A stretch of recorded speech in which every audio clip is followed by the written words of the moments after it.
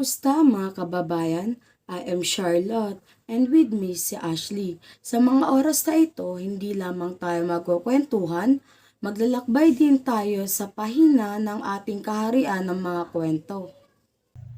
Oo nga, Charlotte. It's time to embark on a literary adventure where the magic of classic literatures and the epics of the Philippines unfolds before our very senses. Are you ready to be swept away by the rhythm of Noli Me Tangere? A dance between history and fiction, choreographed by the genius Ezra Salvame himself.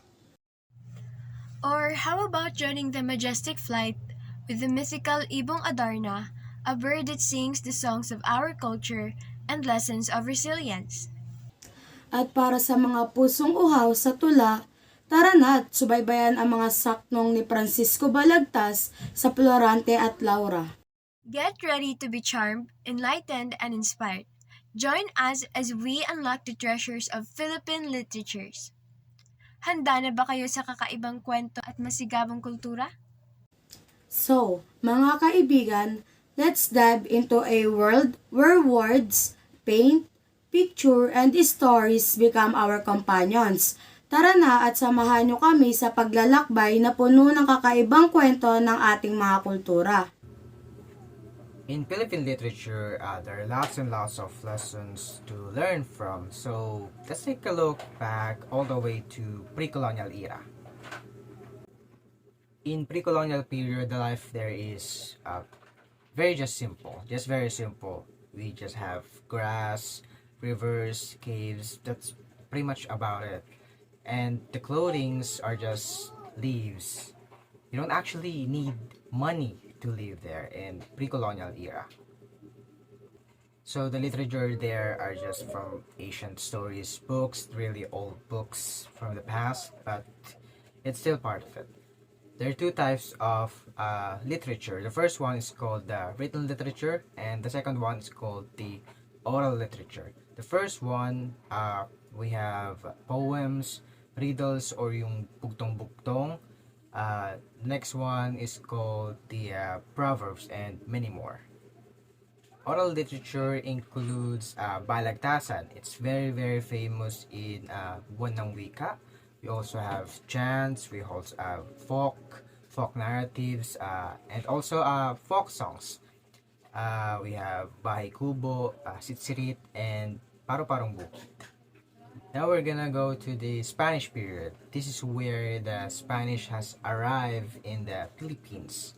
This is where things that getting some changes in the Philippines. So the very first book printed is called the Christian Doctrine, and the others are Libro de Langue in Spanish Spanish era.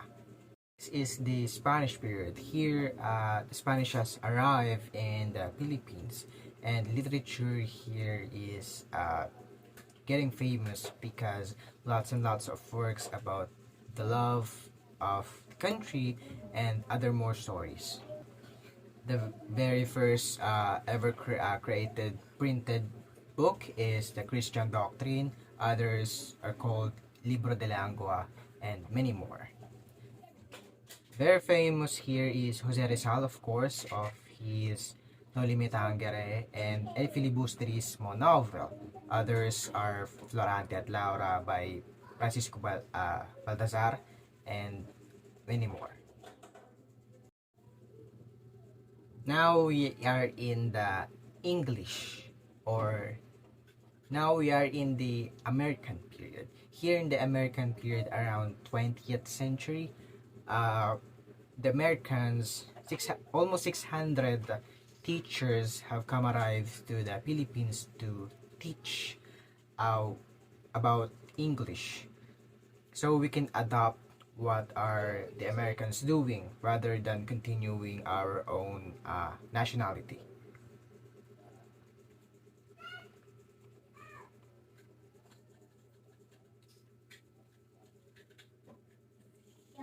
Because of that, the literature has now changed. Uh, uh, because of because of that, literature has now been changed, and Filipino writers just welcomed the English literature rather than continuing more and more about Filipino literature.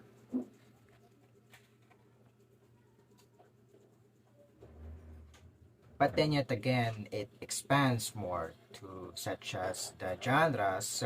We have biography, autobiography. We also have short stories, creative nonfiction, fiction, and many more.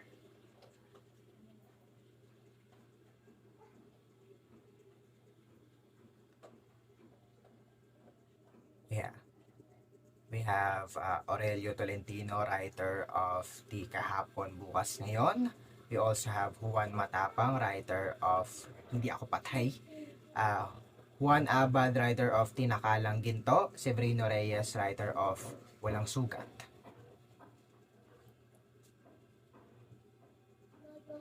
Now we're gonna jump into the Japanese era. Here in the Japanese era, lots of things happens here.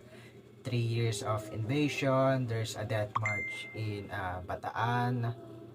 Uh, Lots of women has been prostitute and lots of people have died.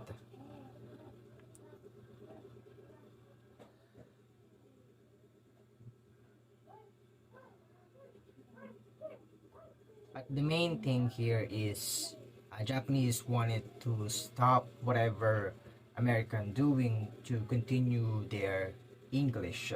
So what happens is they stop whatever American is doing. So the first thing they do,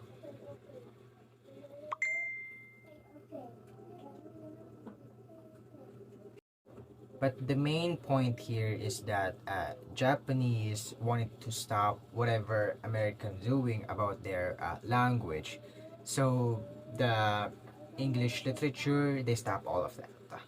They translated English literature to Filipinos. Even the newspaper from English, they translated into Filipino.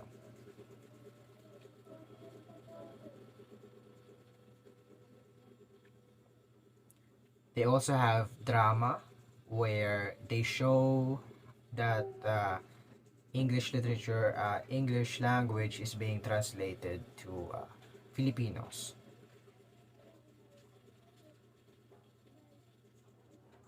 Other than that, the very famous have come arrived, haiku and tanaga, which is still known present today and is being educated to school, lots of schools, and yeah, a lot of them has known it.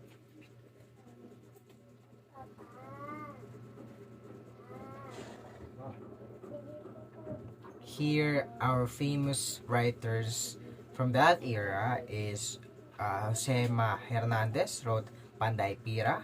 Francisco Soc Rodrigo wrote Sa Pula, Sa Puti.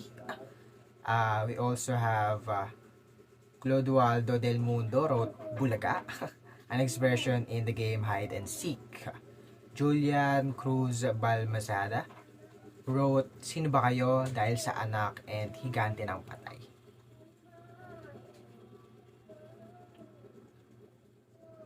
That's actually pretty much about it, because after that we will jump into the present day, which now comes to the martial law. Everything comes around it, just the continuation of the present.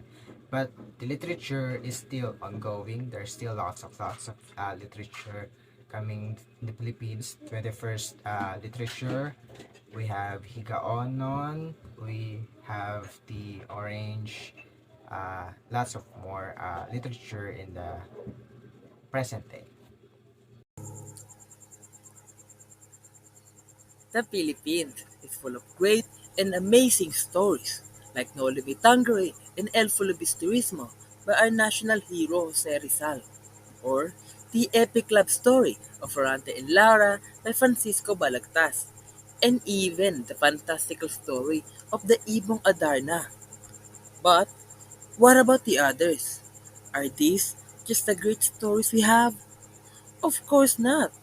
But then, why are they not as popular?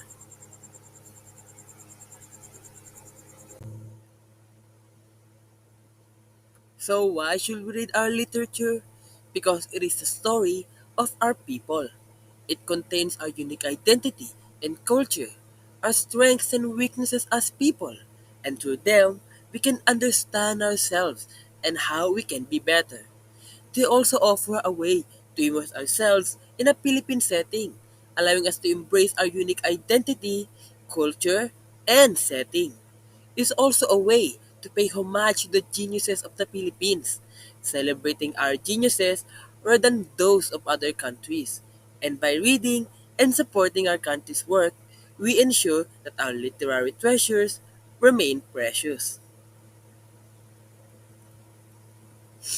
Thank you, my groupmates, for that wonderful information and appreciation of our own literary culture. Now we're going to recommend some books for you to read. The first one is The Smaller Circles by Felisa Batacan. This mystery won the Carlos Palanca Grand Prize for the English novel in 1999.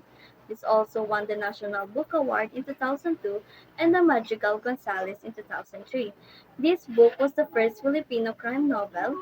The story follows two Catholic priests, Father Gus and Father Jerome, who used their expertise as forensic investigator to track down a serial killer who has been murdering young boys in Manila's impoverished Payatas slum. The next one is the Ella Arcangel series by Julius Villanueva. The series is the perfect gift for young Filipino girls. The graphic novel written in a Filipino present is a strong female character in the form of Ella Arcangel, at 12 years old, who used her psychic ability to protect her community from evil supernatural beings. While the series' main character is an adolescent, Villanueva is not afraid to delve into the sensitive topics of territorial disputes with the mythical beings and the reality of living in the slums. Ella's intelligence, kindness, and knack for dispute resolution help her overcome her real-life and mythical oppressor. There is no doubt that Ella Arcangel is a great role model for young Filipino girls. If you keep looking, there are more hidden gems about mythology and literature that we need to appreciate.